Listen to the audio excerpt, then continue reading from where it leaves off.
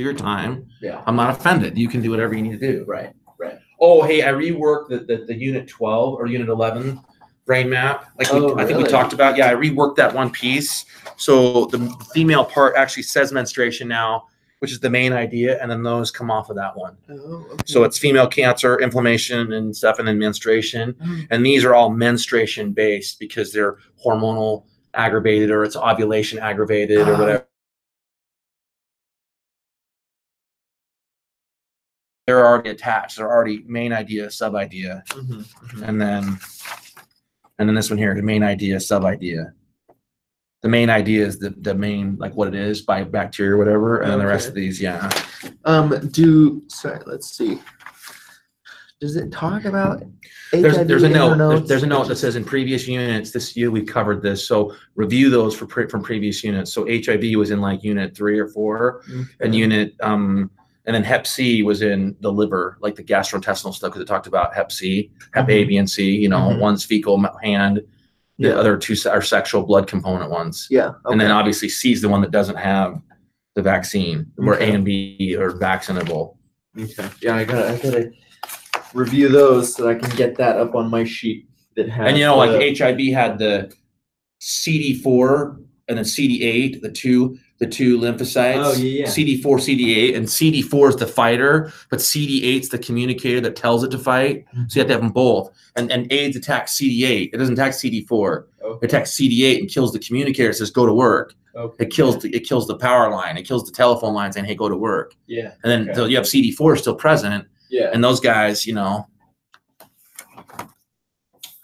Here's just oh, there it is. Kind of the chart I was, and then it's so the X is that thing. Yeah, so sorry. So the signs and symptoms are over here, and then the STD here by class. Class. Yeah. Yep. Yeah. And so it's this one that has the green, and I've outlined that column in green, or yellow or white, the yellow and white or whatever. Yeah, I need to find that white one, and then white one's all the vaginal discharge one, because guys don't traditionally have white discharge. Right. It's milky, but it's not like where women have that cottage cheese white. It just is what it is. I mean, again, I don't know how more grody I can say that. But. Exactly. Okay. So anyway, no, that's good, man. No, that's great. No, see, now we're dividing and conquering, and I think this has been good because the other night we were able, as quickly as we pushed through it, we still covered it all. Yeah. In your brain, you went, oh, STDs. Oh, you went female reproductive, and then you kind of go, hey, man, that one I kind of remember. That one I don't. I did not remember any of that, and so then it forces you to go look at that thing. Right. True. Which is where we, If we'd been doing that from Unit 1, if we'd been doing this from Unit 1, we'd all be in a stronger position right now. Oh yeah, seriously, we would be. We wouldn't only have one. Well, you'd have a brain map for each unit. You'd have a brain map for each unit, and then you'd be brain map for each unit, and you'd just be reviewing brain maps right now. Brain mapping it, as opposed to I'm digging through old units to brain map it to figure it out. Whatever. Yeah. Okay, let's see.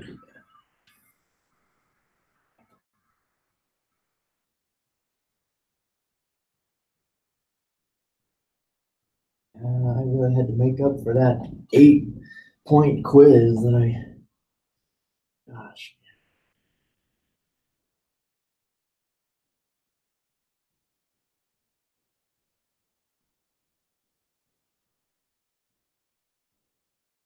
What was that?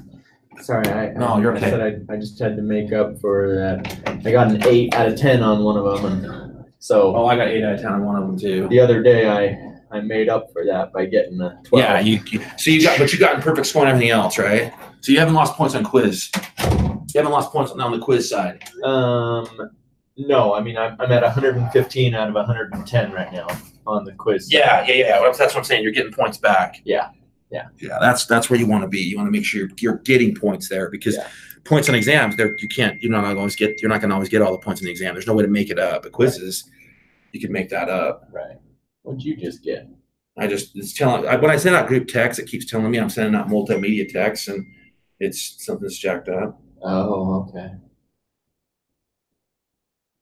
So are people joining or not?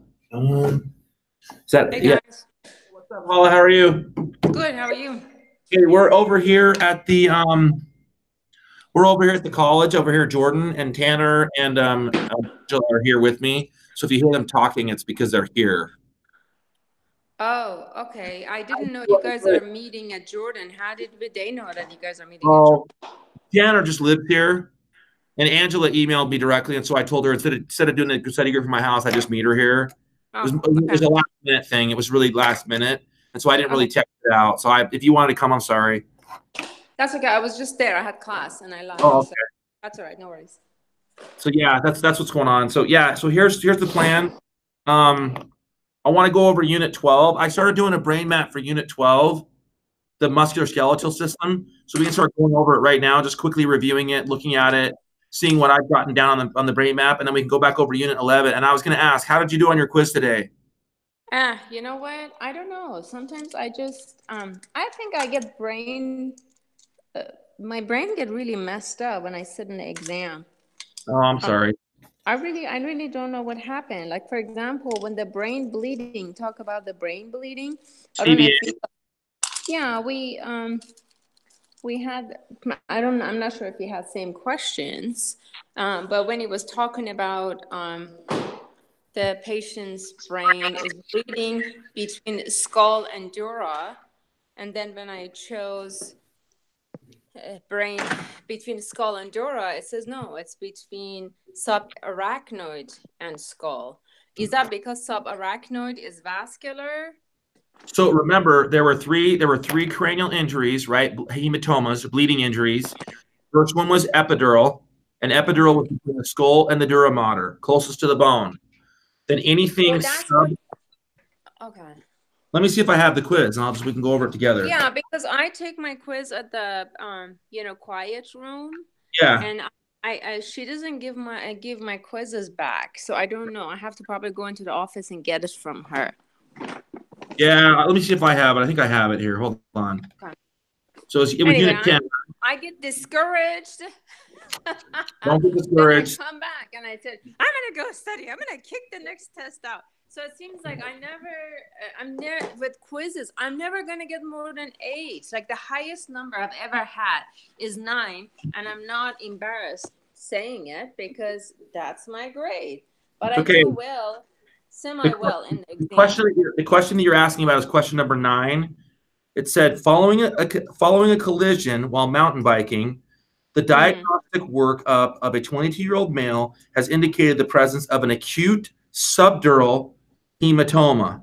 Oh fuck! It was subdural. Yep, it says it right. It says it right in the instructions in the question. Which of the following pathophysiological processes? Yep, you just gotta. Excuse my French. It just No, you're okay. If you look at my quiz, I specifically underline that. Yes, question number 9. I underline that piece because that's the key piece. Underline because it specifically tells you subdural. My personality changed when I sit in the exam. I get the dumb. I hold your hand during your quizzes. I do the same thing. Don't be embarrassed. I do the same thing. But I heard you got the complete number. See, for this one, yes. Thank for Chris and Tanner. We did a review before I go to class. Well, it's not just. I mean, I get really.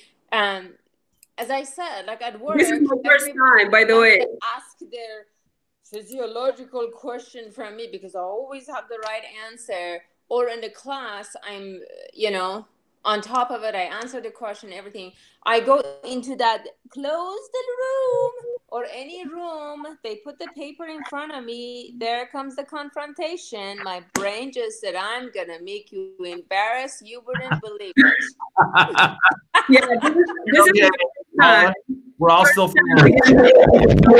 everyone say hello to Angela and Tanner because they're here with me. Oh, goody. Sorry, guys. Now you know my secrets. What's your secret? We're all having the same secret. We're all like Bola the quiz. Where are you? We're at the Jordan campus. Oh, you're at Jordan campus. I'm in the campus. Okay, we're all friends. Okay, listen. Let's quickly. So, if you guys have access to the Google Drive, I want to do a Unit 10. We're gonna do a Unit 10 review, or excuse me, Unit 12. Unit 12. Their desktop is having problems. Oh man. So, dang it. So I started putting together a Unit 12 brain map for musculoskeletal, and I want to quickly go over it. So if you go to the Google Drive, under Unit 12, there's a brain map there, and I'm going to bring it up online so you guys can see it. Angela, you can have my hard copy. It's totally okay. This is garbage. Let me grab my computer because you guys Yeah. do the thing. I grab my computer. No, you're okay. I'm going to bring it up right now, so if you can't, it'll be okay. Student footnotes. There it is. There's my brain map. Let me bring this piece of junk up. Okay, give me like 1 second because I'm freaking out.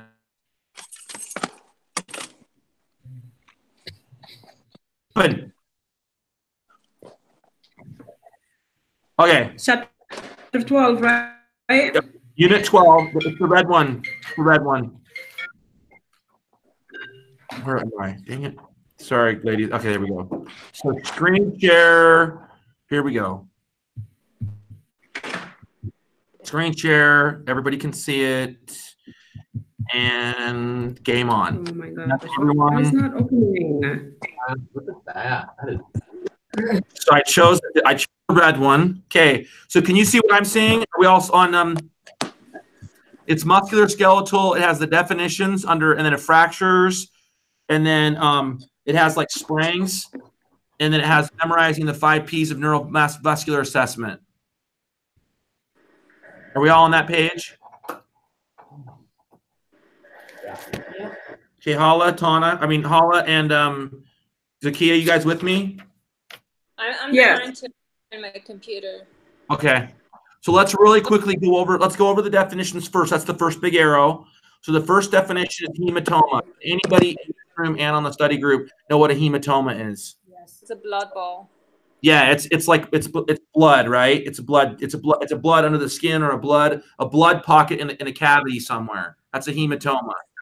So in our last neurological section, Hala, you and I were just having a discussion about subdural hematoma, right?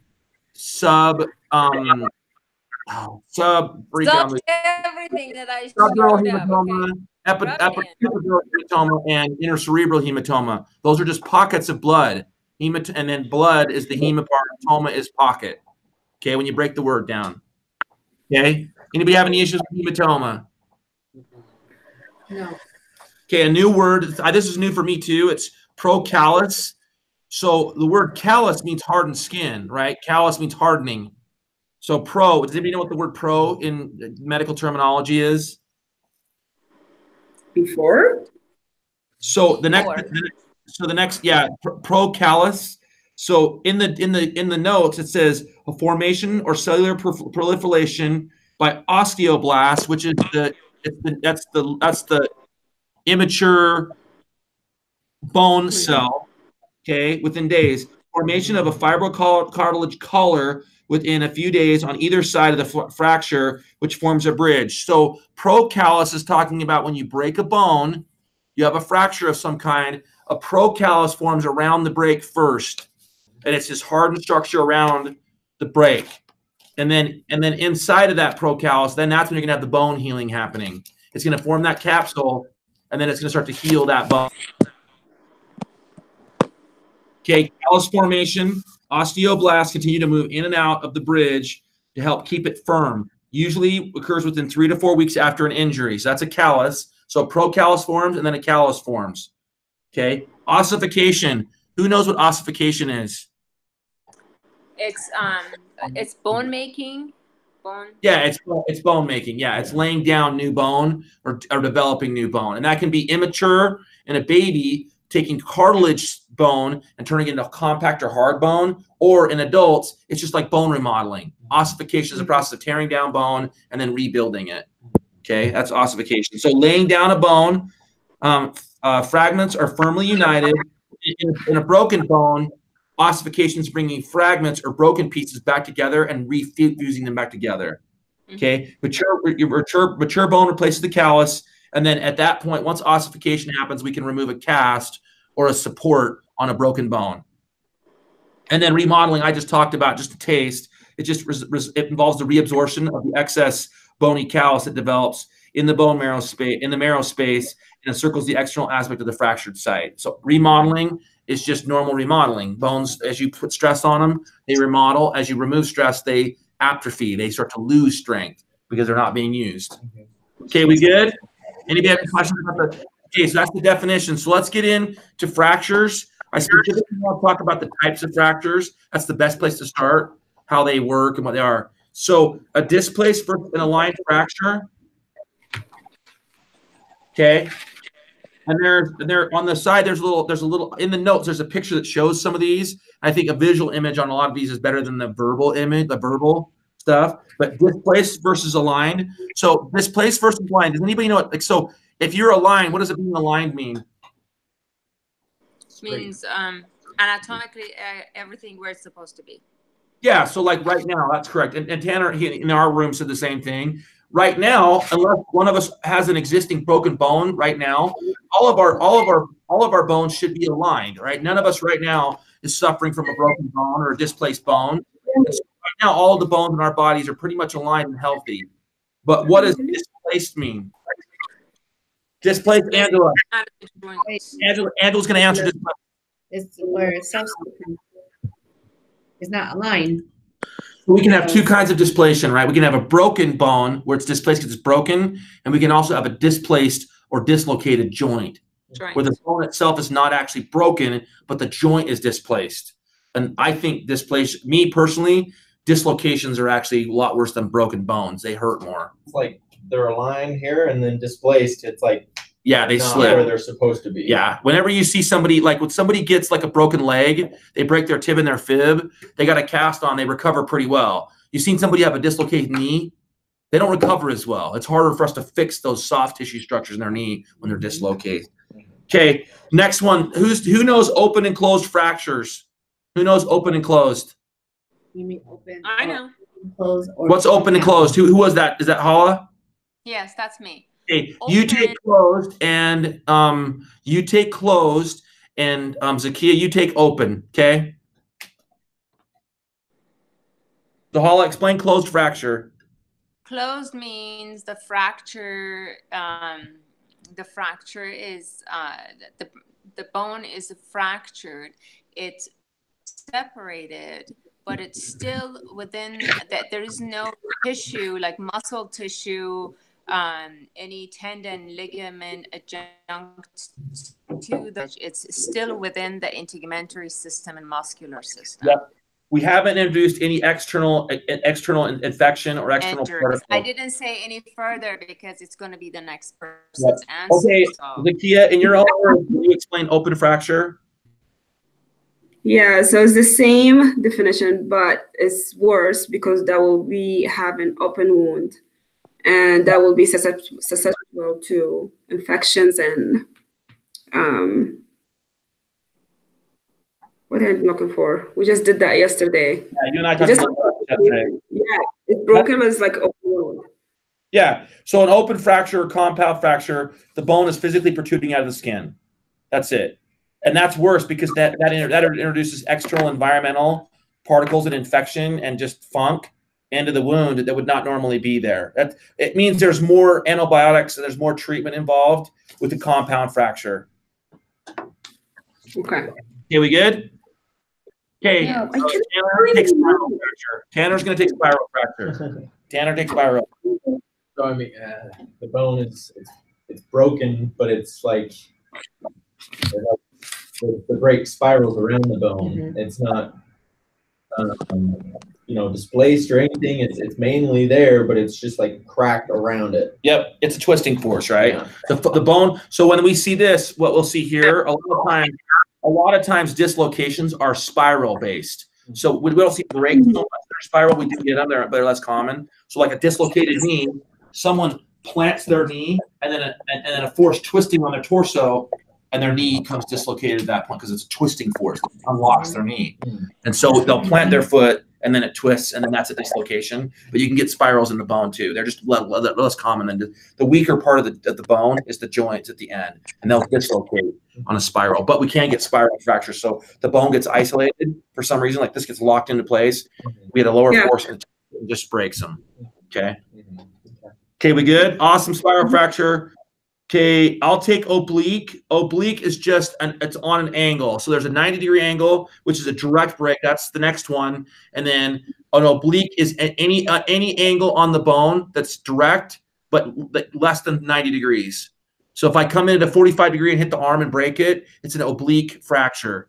It comes in on an angle. And the picture clearly shows that. Okay. It's the best kind of fracture. Yeah, obliques are awesome. They're like amazing. But what's the problem with oblique? What's one of the major secondary concerns with an oblique fracture?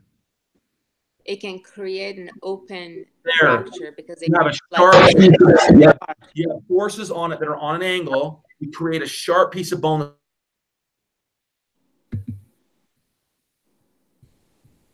Hello? Are you? It's a lot more Are you still breathing? Hello? Sorry again. I said, are you breathing? Yeah. We lost you. It's keep cutting out, Paula. We're hearing like every other word.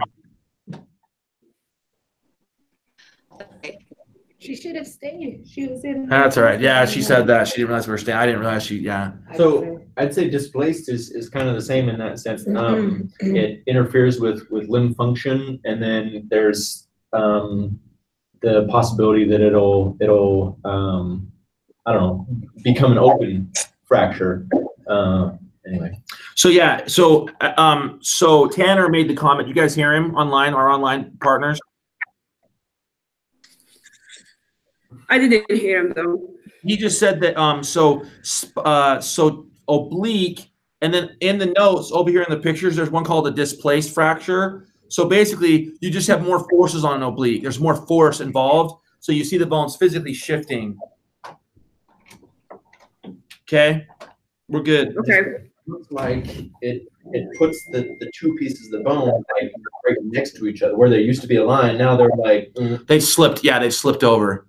So when you guys, if you guys ever see a displaced, if you guys ever see a femur fracture, a femur fracture, a lot of times they're displaced because the muscles themselves start to contract and they pull on the fracture itself to isolate it and to stabilize it. They pull on it, and that's where all the pain in the femur fracture comes from. It's not the break. It's the displaced, and the muscles start to spasm, and the bones are cut into the muscle. And it's people, they go crazy. They want to kill themselves. I have a bilateral femur fracture patient right now. It's awesome to take care of her. Basically, you can't move her. You can't move her, yeah. Because if you touch her at all and move her legs, she wants to choke you. Oh, well, she has got like plates and nuts and bolts and you name it, she got it. Yeah. You're going to be seeing her for a while. She's going to be in the hospital a while, that girl. She's bilateral femur. That means both femurs are fractured. She's got bilateral femur. Dude, that sucks. Okay, so transverse. Transverse is just direct 90-degree angle, and it breaks it right at the side. So it's just direct impact right on the side. Okay, communicated. Who wants to take communicated? Who wants to go through this one? Communicated bone fracture? Yeah. Is that straight cut?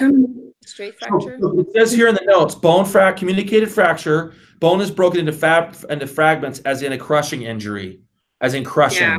Okay. So communicated, what I think about when I hear about communicated is like the energy is being transferred down the shaft of that bone.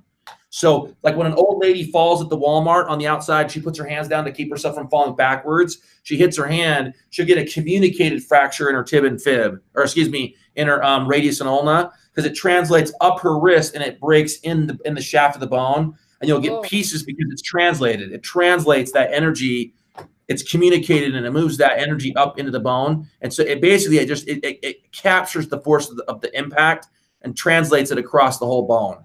That's communicated, but it's characterized by multiple pieces, by fragments. Yes. Okay. Google it. It's awful. Dude, impaction is another nasty. Impactions are so freaking painful for people.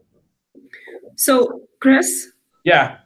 Like when you explain the communicated. Communicated.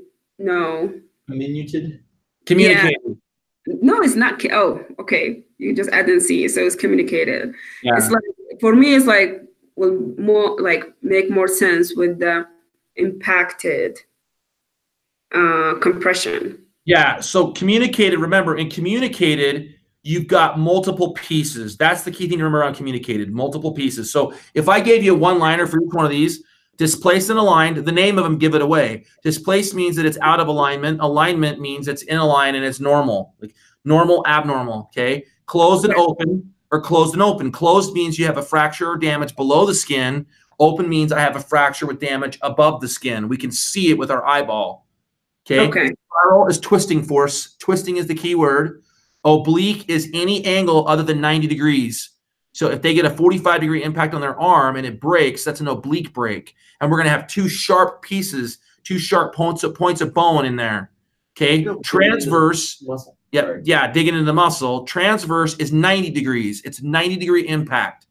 It's direct perpendicular impact on the bone. It causes it to break, and you have two clean, flat pieces of bone heads to refuse and get them back together. Communicated is multiple pieces. Multiple pieces is what we're going to see for communicated. And they're saying here it's most likely to see it in a crushing injury. A crushing injury. Okay. Yeah. Impaction is where one bone translates, it gets pushed into another bone. So like if I fall from my ceiling, or if I'm working on my roof of my house and it's 12 feet off the ground and I fall off and land on my feet in a standing position, I'm going to get impacted fractures because all that energy, the weight of my body is going to be jammed onto the top of my feet and into my knees and into my hips. So I'm going to see impacted fractures where those bones just jam into each other. That's not good. That's very painful for people as well. And it's very difficult for doctors to fix it. Okay. So impaction is jamming another bone into another bone. Okay. So Hala or Zakia, you and I talked about green stick yesterday. You remember what a green stick? What's the one word that I would characterize for green stick fracture? It's just one side of the bone just get all I would say chipped. One side of the bone get chipped. Is that correct? It's actually children. It's cartilaginous bone. It's soft bone that gets damaged, and it's most likely you see this in young children like 5, 6 years old. They fall and crash their bike. They will not get a complete break, but one side of the bone, the soft bone, will fracture and blow open. The other side of it will stay intact, and they call it green stick. It's non-mature. It's usually right, unmature bone. So like an 80-year-old lady, you're never going to see an 80-year-old osteoporotic person with green stick fractures. They're going to completely break. Where in a child, they have a lot of immature young bone with a lot of cartilage and a lot of connective tissue still in the bone matrix itself. And so they get green stick where it's not completely broken. And they call it green stick. It's like taking a piece of green wood out in the forest and trying to break it. It won't completely shatter. It'll just, part of it will break, and you got to twist it to pull it apart. It won't want to come apart. Okay, avulsion. What was avulsion? Ooh. Hold on. Avulsion Let me cheat.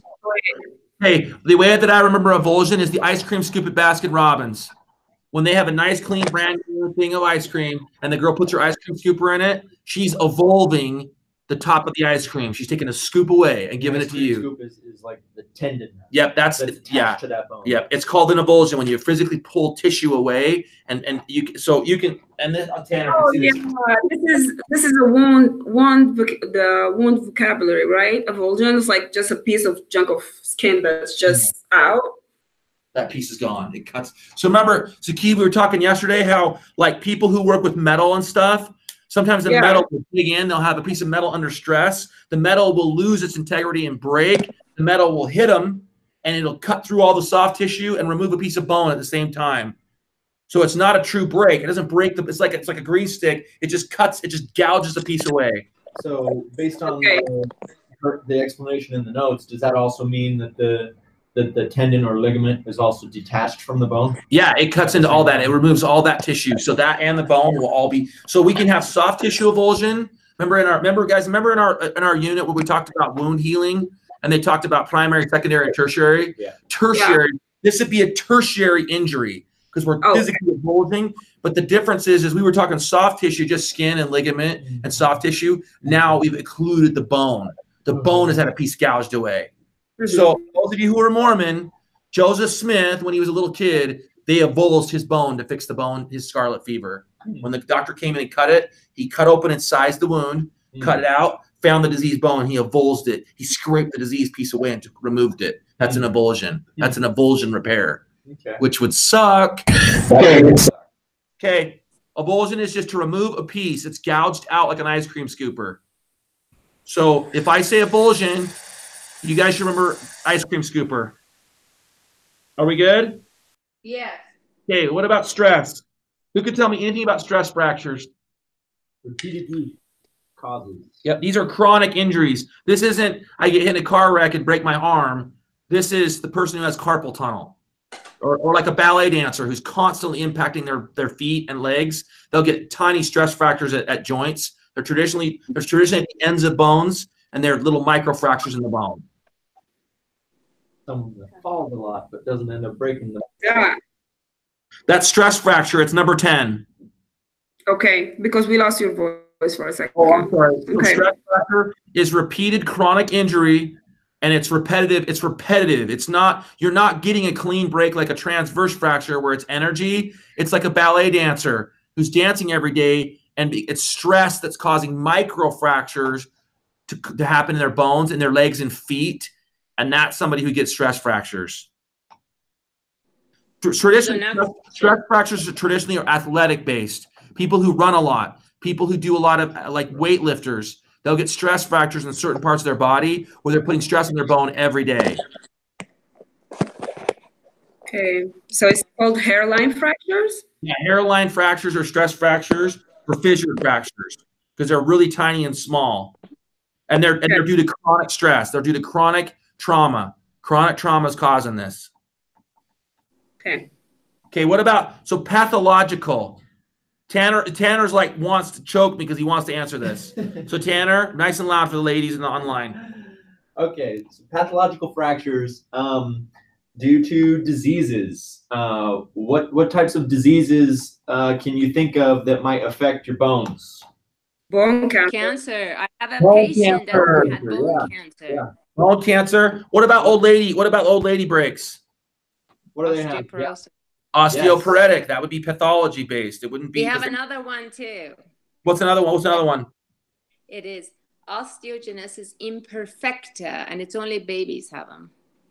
Osteoporosis imperfecta. No. It's osteogenesis imperfecta. That when the parents are holding the baby, the bones start breaking, and the baby keep crying. Oh. Perfect bone. So imperfect bone formation that the baby does. And the parents are holding him, and the baby just has broken bones. Okay, I don't want to have a kid that has that. No. I want to be able to hold my baby. I want to be able to hold my. I want to be able to hold my kid halfway across the room into someone else's arms and have him be okay. Oh, remember, in order to do that, you need to have a wife. So. I know, well, you don't need a baby right now. You're going to be a doctor. I need to have a female partner who would participate. That was what I need to have. But you don't need anything. You just stay with your medical school. Yeah, just adapt, kids, Chris. Adapt. I don't have enough time for study group if I have kids and a wife. Exactly. We need you. We need you. We're so selfish. Okay, so compression fracture. Defined as a vertebral bone in the spine that is decreased at least 15 to 20% in height due to fracture caused by osteoporosis or trauma. Substantial force is required to break a bone in the spine. So they're talking that you have vertebrae in your spine. They're coming under compressive force, and it's breaking. It's causing them to be crushed. That would suck. Question. Yes. What's a bone cyst? A bone cyst? Yeah. It said that it mentioned that in pathological. So under pathological, so a bone cyst. Does anybody, Tanner? Tanner wants to venture a guess. Anybody want to venture a guess at bone cyst? Okay, my only experience with bone cyst is my mom had some in her feet, and a bone cyst is one of two things. It's a piece of bone that's broken away, and it's now separate from the original piece, and it just sits in the soft tissue. Some of us have them, you can't even tell you got them. And then other ones are just when you get multiple impacts, you get like stress on a bone multiple times, it'll develop, that callus will start to develop, and sometimes they break off. The pieces of callus bone will break off, and they get seated in the soft tissue, and they can become inflamed. As you use the tendons and muscles move around them, they'll cause friction, and it causes the bone cyst can irritate those tissues, and that's when you know you got them. That's a bone cyst. I let you touch mine on my foot next time. Okay, yeah, if you have one, you can feel them, but sometimes you have them, they don't bother you. And sometimes you have them. It hurts. Yeah, sometimes they hurt. People will get them removed if they hurt. Yes. Okay, we good? Okay, moving along. Let's keep going. Sorry, I was trying to. Hey, Zakia, did you download your Unit 1A stuff onto the share drive? No, I didn't put it there because it's not complete. We'll give you one more day, but tomorrow you better have it on the share drive. Because tomorrow it's game on. It's on like Okay, great. Okay, tomorrow it's on like Donkey Kong. Okay, so listen, guys. Okay. On page number 2, without looking at page number 2, please tell me some reasons that we would splint a broken bone. Why would we splint a broken bone? Angela, why would we? Why do we splint a broken bone? Give me one reason we splint a broken bone. Because that way nothing moves around, and you want to make sure the bone is like intact with each other. Okay, so Angela said, do you guys hear Angela? Yeah. You guys hear? Okay, so yeah, just stability, right? We're stabilizing it. Okay, yeah. Tanner, you got one for me? Don't cheat. Don't cheat. Stop. Tanner's Googling, so don't Google. Don't Google. What would be a reason you'd splint a bone?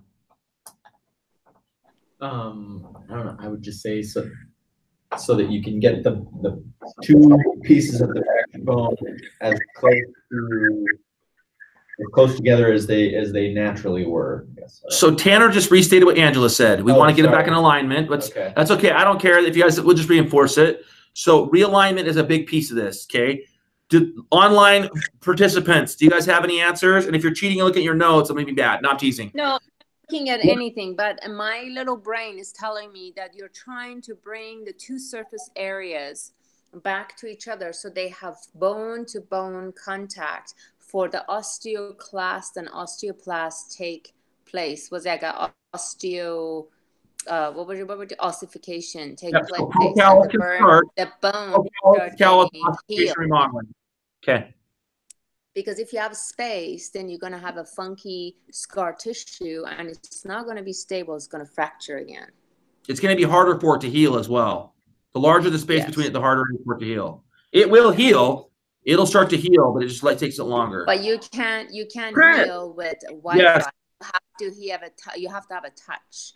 Yes. Hala or Zakia, you had a question? Yeah. So did you see that the Unit 12 is being pushed to December 8th? Yeah. No. I just talked to Tana and those in the class. Megan put out something different than what Tana approved. So Tana's or Tanner or somebody in here told me that in class we're going to be back to Unit 8. But here's the deal: if we get Unit 12 done over the holiday break, it's still done. Yes, yeah. I just get it done. It did that in case that we want to reorganize something. Yeah, no. So let's just get through with Chapter 12 as much as we can today, and then as a group we can decide if we want to do 11. But either way we go, we're going to have to do 12 at some point, and it's going to be self-paced. Yeah. Right? It's self-paced either way. Yeah, great. My gut tells me, hey, let's hit it hard over the holiday break. And if we feel comfortable taking the exam, great. If we don't, then we don't. We'll wait till the 8th. Is that but yes, no, I did know that. I saw Tana and I saw Megan today when I came into the building, and they told me what was going on. Okay. We're good. Okay. So we clearly have bone alignment. Bone alignment is the primary reason that we splint, but the other reason that we splint is to protect the injury site. We use hard-shelled stuff like a cast to also provide protection to the injury site. Or in the case of emergency medicine, which is kind of where I live, we'll use heavy wood to splint the injury, keep it in alignment, but it also protects the injury because we're moving them around and we're bumping them into the wall and everything else, and they'll be mad. They'll be really, really uncomfortable if we're banging in a broken bone against a wall. So we put wood and stuff around it, bandage it up to provide stability and to protect it. Okay. The other thing that we're going to have happening when a bone breaks, the more those bones move, the more trauma they're going to translate into the soft tissue, the muscle and the tendons and ligaments around that bone. You're causing damage and it hurts. It's really painful when that happens. And so you provide that protection. It also keeps the pain down and makes it more tolerable for them.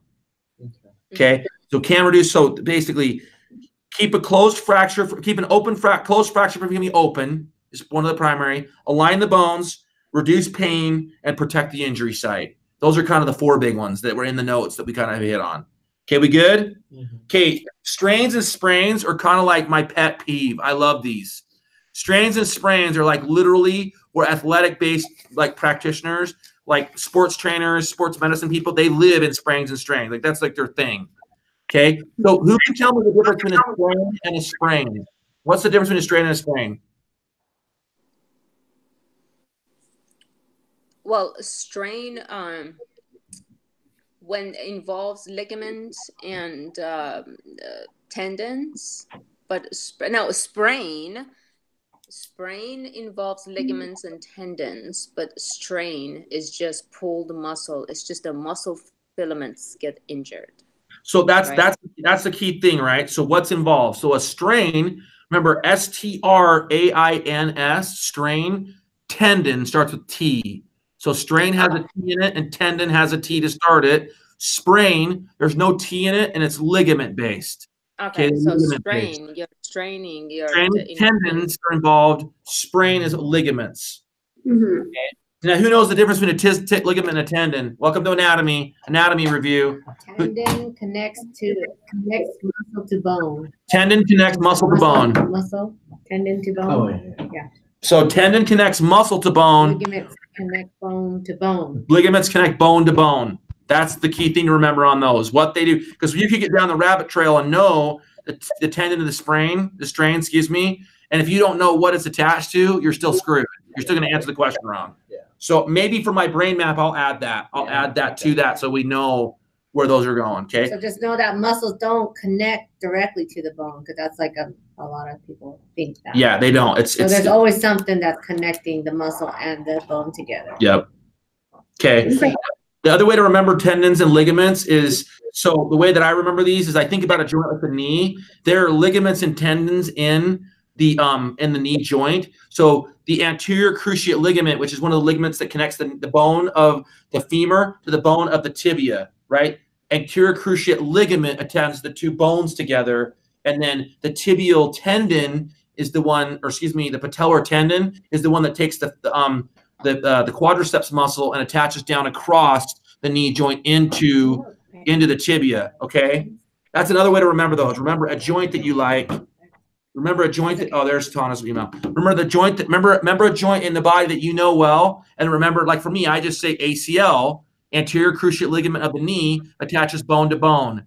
The patellar tendon attaches muscle to bone across the knee joint. Okay, that's another way to remember it. Okay. Very good. So some people just memorize what a tendon is and memorize what a ligament is. I don't try to remember them. I just remember a joint where they both exist, and the joint tells me what they are. Yeah. Anterior cruciate ligament. Oh, that's bone to bone, and then I can move on because I don't have to. I already know that. I don't have to learn anything new. Because Tanner knows me well enough. I hate learning new stuff. If I've already learned something, I don't want to remember anything new that I don't have to remember. Okay. So the way that we treat a soft tissue strain or sprain is called RICE. Does anybody know what RICE stands for? Rest, ice, compression, elevation. Yep. And medication, is that pain medication? No. So it says here, so I added an M on there, -M. So it says underneath the 4 that Angela just gave us, also can be treated with non-steroidal anti-inflammatory matter, NSAIDs. So that I added in the notes is RICE M. Medication is the other piece of that. Anti-inflammatory drugs is the other piece that you can add. So RICE M. So rest, ice, compression, elevation are primary, and then medication would be secondary. And for us in the hospital setting, we're going to be giving them meds all the time. So just embrace it. Okay. So that's that slide. So let's stop there. Let's go to Unit 11. Let's do a quick review of Unit 11. Is everybody cool doing Unit 11? Yeah. Ladies, online participants, are we good with doing Unit 11? Yes, sir.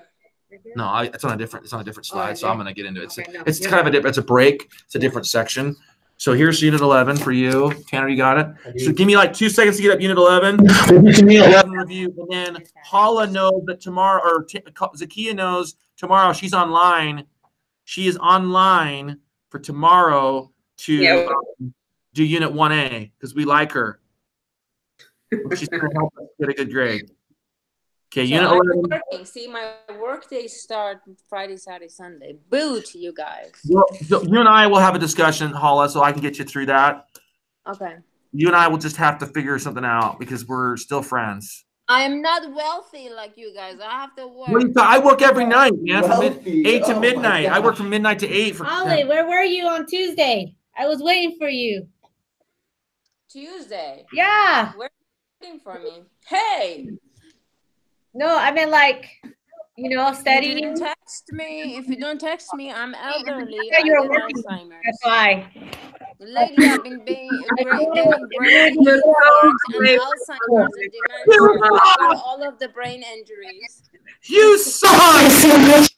I'm teasing. No one sucks. That's me being funny. Yeah. No one sucks. Can you see everybody? What can't- text me? Don't you have a text? I was actually at the other campus. I was at Taylorsville. Oh, you were? Okay, let's hit this thing hard. Okay, so I updated the brain map from yesterday for anybody who was online yesterday. We had a really, really just good discussion that menstruation was one of the major topics. Then female infection inflammatory was another main topic, and then female cancer. So there were 3 female main topics. So endometriosis, leiomyoma, polycystic ovarian syndrome, ovarian cyst, menopause, premenstrual syndrome, and the dysfunctional menstrual definitions are all menstruation-based things. So we collectively agreed that menstruation was the primary topic on that one, and so we've reset those. Okay, let's hit this hard. Let's if nothing else, I want to get to the definitions of menstruation because those are crazy. Those are crazy definitions. Are we good? Is everybody okay with starting with the definitions? Yes, sir. Yep. Okay, so Zakia, if you take 1, Hala take 2, Angela take 3, Tanner take 4, I'll take 5. Let's work through those. Okay, specifically, I want to identify the word roots that mean something. Okay, word roots. Because the word roots is way more important on test day than just memorizing what amenorrhea stands for. Okay, so Hala, go. Oh, I thought it was Zakia. Amenorrhea is no Who's number period. 1? Who's number 1? Me. But put the slides first because I can see it. Damn it. Woo. You should have. It was like you should have came up here fun. Zakia, I go. cannot even. What's the number 1 is? I cannot see the slide. Number 1. Number 1. You don't have it up? Hold on. Oh, Amanda. Okay, hold on. Can you see it now? Oh my gosh. No. Okay. Oh, damn it. Don't listen to me cuss. I cannot not listen because you're just in what? Hold on. We're all still friends. Oh, Ready? Hold on, Zakia. okay. Can you see me now? Can you see it now? Yes. Number one.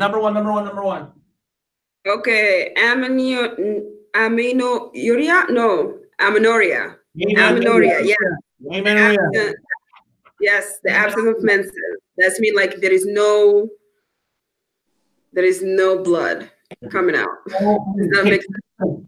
Okay, I'm gonna shut the slide off so you can see the whiteboard. I want to break this down. Okay, can you see the whiteboard? Kind of. Okay, I'll bring it down. Yeah. You can see. Let me make the words bigger. Okay, listen. I want to make sure that we get the Latin roots tonight on these because that's going to serve us a heck of a lot better than memorizing a bunch of crap. Okay, so A means what? What does A mean? Absent. Absence. Meno. Yes. Meno means what? Period. That's female menstruation, right? So Yes. after female menstruation, regia let me write this below. RRHEA means blood. Absence of female menstrual blood. Nice. Okay. So, Hala, were you next? Yes, sir. Okay. So I am next, and that is dysmenorrhea. This is difficult, painful. Menorrhea, again, is a menstruation. So difficult, painful menstruation. Which isn't it always painful? Super. It's not supposed to be. If you have pain, means you have underlying problems. So dis is painful. Meno again was what? Female menstruation. Regia was blood, bleeding. Rhea. Rhea is bleeding. Okay, we good? Bleeding. Yes. So let me give you a different one. So the word rhinoragia. Rhinoragia. Your nose. Nose bleed, right? Rhinoragia. Okay, we good? Okay, next one. Angela, I think you had number 3. Didn't you have Did number I 3? have number 3? Angela's number 3. So, Go. Dyspareunia? Yeah, dyspareunia. Dyspareunia. Painful naughty time. Painful naughty time. Painful sexual Painful naughty time. I was censored. If Painful we sexual get to say poo-poo, anal wink Oh yeah. in a lecture, I'm happy. Now we get You're now- talking word salad. or talking word salad. Oh yeah. Talking word salad. That's Hala tells me that now. She's like, you sound like talking word salad. Okay. Okay, what's it? What salad is? Remember how Everything. changing It L and has to be a neurology? medical term when people are talking nonsense when they are mentally not stable. Okay, so But this I guess is it has to painful. This is painful. Perineia is a new root. It means painful intercourse, copulation, coitus. Pick your naughty time. I think was what we used. Naughty Yeah. time. You pick what you need to pick. But this is the painful root, and perineia is sexual intercourse or sexual copulation. Okay, that's why I'm doing this, because if you forget what the hell's going on test day, you can break them down. You'll still be able to get the right answer. Okay, I think it's way more important to understand the roots and how they work than it is to just memorize a bunch of stuff. Okay, we good? Yep. Okay. So what's the next one? I think I have the next one. Tanner, do you have it? Yeah, Tanner's sure. got it. So Tanner, I'll write the roots. I'll pull the roots apart. Okay. Menometroragia. Menometroragia. What's meno? Meno is Female menstruation. female menstruation. Metro is like the guy and the girl who wear clothes of the other gender, right? That's weird. It's weird something. Yeah. Okay. Metro. Remember, we hear the term metrosexual in society all the time. It's dudes who wear skinny jeans, right? Women are traditionally wear skinny jeans. Now guys are wearing them. We call those people metrosexual. You can't tell who they are, like, you know. Yeah. Metro. Menometro. Metro. So irregular or weird. Yeah. And then ragia. So yeah. female menstruation, right? Yep. Irregular menstruation. And metro, read the definition. Abnormally heavy bleeding at irregular intervals. So metro was irregular. Irregular. So metro means irregular, heavy bleeding. Heavy bleeding. So now we know metro means what? What's the word metro mean? Irregular. Irregular. Or Okay, opposite. so what meno is? So meno is menstruation, metro is irregular, and regia is bleeding. I said that it's amen. Oh yeah. Never mind. Okay. Regia is female menstruation, irregular, bleeding. So a couple more down the list, they're really similar. So we got to get those straight. So menometroragia. So Tanner noticed that 8 and 9 look similar to this one. 6 and 7. So yeah, Yeah. or 6 and sorry. Yeah. No, you're good. So Tanner, so menometroragia. I'm gonna leave this one up so we can look at the other ones. Okay. So let's do number 5. So menopause, right? Menopause is mine. What's an easy one? Meno being female menstruation. Pause means to pause, to stop. That's easy, right? You pause on your DVD player, pause on your YouTube video. It's pause to stop. Yeah. So menopause means menopause to stop. Okay. Who wants to take number 6? We just write it down. I'll take it. Okay, go for it. Menorrhagia. Okay, so what's meno mean? Menstruation. Okay, and then regia? Bleeding. Heavy. So amenorrhea was no bleeding, right? And then Yes. menorrhagia is just menstrual bleeding, right? Yeah. Good job. Okay, what's the next one? Holly, you want to take number 7? It's metrorrhagia. Metrorrhagia, we just talked about metrorrhagia means irregular bleeding. Irregular bleeding, correct? And Tanner Doesn't talk about how much. It's just irregular. Occurring irregularly. So yeah, so I'm not looking at the damn definitions in the chapter and the unit. I know the roots, and so I don't have to know the definitions. Does that make sense where I'm going with this? Once we know the medical terminology, we don't have to know the definitions from memory anymore. We just look, and the word, I think Tanner's probably heard me say this 15 times in like the last 2 weeks, and he hates it. I'll be like, just read the word and tell me what the pieces of the word are, and it tells you what it is. Vasogenic. Yeah. Vascular genetic, right? So it's genesis in the vein. So bleeding, beginning in the vein, which is bleeding from the vein. Yeah. Does that make sense? So understanding the my medical. gosh, stop again. So Did I blink out? Zaki, did I blink out? Zaki, you still there? No, she crashed. That's okay. So we'll keep going. We'll get her back. So with that last one, Oh, there she is. With Yep. do you think the metrorrhagia could happen in men also? Yes. So Tanner, say that louder. So that last one that we covered, number 7, metrorrhagia, where it doesn't have the root word meno in it. I'm wondering if that means that it can occur in males also. Metrorrhagia is irregular bleeding. With meno gone being. Listen from a woman. Okay. Paul, are you there? Let me Google it. Okay. So Kia, you do a brief back. Do a teach back for the group. You do it. Tell us how this works. About menorrhagia, or like, what's that?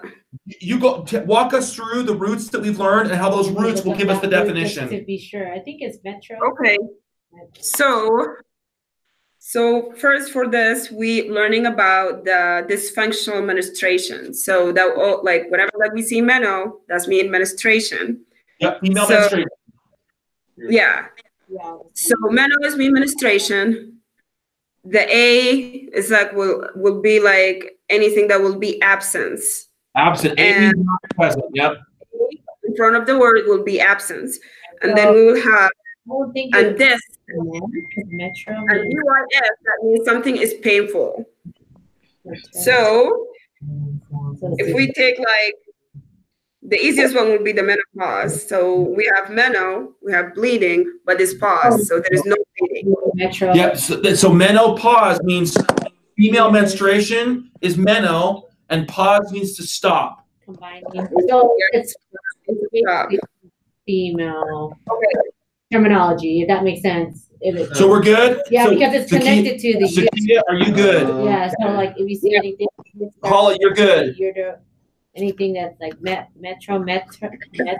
Okay. So there's 2 more terms we got to hit. Yeah. So this wouldn't have anything to do with men at all. No. Well, that's, yeah, we'll just know it's here. Okay, so listen, there are 2 more roots here that we've heard before. Let's make sure we hit these. Oligy and poly. Who knows what the word poly means? What's poly? A lot. 2 Polypeptide. times. Yeah. Polypeptide means multiples of one thing. Yeah. So like Vladimir Putin, this is being recorded, so I gotta be really careful how I say this. Vladimir Putin, we call him an oligarch of Russia because he's the one guy in charge. We call it an oligarchy. So oligarchy means to be in charge. Well, like oligouria and What's the definition of oligomenorrhea? What's the actual definition? Infrequently occurring menstrual intervals greater than 35 days. So it's menstruation that happens, but it's longer than the 21-day cycle. So Tanner said it's at 35 days or longer, right? Mm-hmm. So oli means basically long. It means to go long. So oligo means, damn it, my handwriting sucks. Can you please repeat that? Oligo means long or extended. Or many. Would it be many? Well, poly's many. Poly's Oh, Poly's poly's many. Okay. So oligomeno menorrhea. Oligo means long or extended, female menstruation, and bleeding. So extended, female menstruation, menstrual bleeding. Long, female menstrual bleeding. Are we good? Yeah. The normal cycle for female menstrual bleeding is every 21 days, but from the definition, it's 35 days or longer between each menstrual cycle. That's oligomenorrhagia. Okay. What's polymenorrhagia? Someone break it down and tell us the definition. Poly means So poly means what? A lot. Multiple or a lot. Poly means a lot, right? Or many. Yeah. Many or a lot. So many or a lot. And then I spelled this wrong. It's menorrhagia, not monorrhagia. What's polymenorrhagia? Someone break it down and walk us through it. Poly means A lot. And rhagia bleeding. So a lot of bleeding. a lot of female menstrual bleeding, excessive Heavy female menstrual bleeding. bleeding. So we spent like 15 minutes going over that, but because we did, now we don't have to memorize a bunch of stupid crap. We already know the definitions because the words tell us because we break them down. Yeah. Are we all still friends? Yes. No. Okay, it is now 6:15. That's an hour.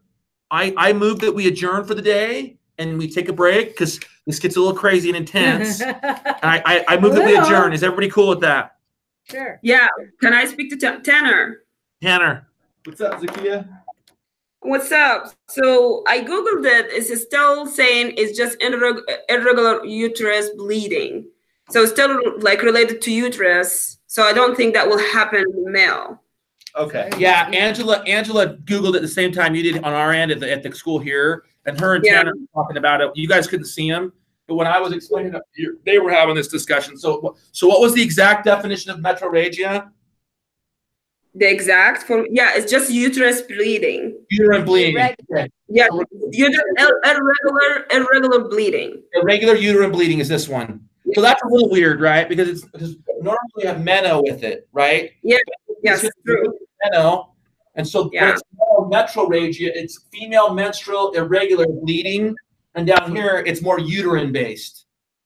Yeah, so it doesn't relate to the cycle, I guess. So that's why it has different definition because that can occur anytime.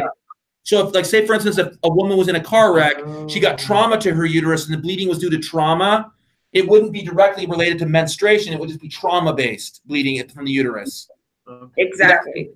Okay. Not related to menstruation. Okay, we're good. Okay. We're all still friends. Ready, break. Is everybody good? So break, and then when are we coming back? Well, I'm going to be on again at 9:30, and then tomorrow we'll have to figure out tomorrow because I got something come up tomorrow night. So I may do the 5 o'clock tomorrow night and not the 9:30, and then Hala, I'll text you privately and we'll figure out some time to meet this weekend, and you and I can meet and we'll just go one-on-one. There is no weekend. There's no weekend. I work from 6 a.m. to 11 p.m. Friday, Saturday, Sunday, 17 hours a day. Okay, well, what about if you and I did a private online? Would that work for you? On when? Whenever, during the weekend when you're not working, maybe like a half an hour private around your work schedule. Chris is I can't do that. I work in a very heavy, busy time. I can do Monday, Tuesday, Wednesday, Thursday.